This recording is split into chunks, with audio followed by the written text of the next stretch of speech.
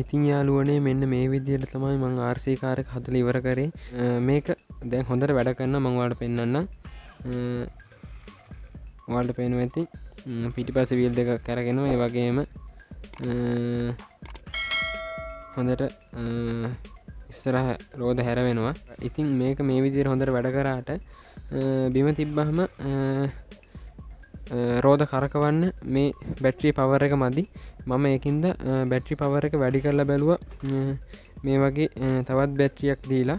ඉතින් එතකොට වෙන්නේ රෝද කැරකෙන්න බලනවා.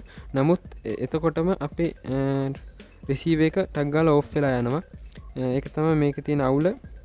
නමුත් හොඳට වැඩ කරනවා. ඉතින් මේ RC කාර් එක 150ක් සාර්ථක වුණා, 150ක් අසාර්ථකයි. ඒකින්ද මම ඊළඟ වීඩියෝ එකකින් ගේන්නම් RC බෝට් එකක් හදන්නේ කොහොමද කියලා. අදට වීඩියෝ එක ඉවරයි. සමා වෙන්න ඕනි යාළුවනේ. මේක මේ විදිහට වැඩ කරාට බිම යවල වලට පෙන්වන්න විදිහක් නැහැ.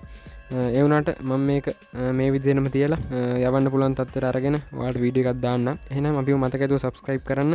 ඒ වගේම එහා පැත්තෙන් තියෙන bell icon එක click කරලා ඒක all කරලා තියාගන්න. එතකොට අපි වීඩියෝ එකක් දාපු ගමන් ඔයාලට notification එකක් ගෙන්න ගන්න පුළුවන්. ඒ වගේම තවත් යාළුවන්ට බලන්න මේක share කරන්න. වීඩියෝ එක හොඳ නම් like කරන්න. මේක වැඩ නැති හින්දා ඔයාලා unlike කරයි. ඒකටත් කමක් නැහැ. ඒ වගේම ප්‍රශ්න ගැටලු තියෙනවා නම් comment කරන්න.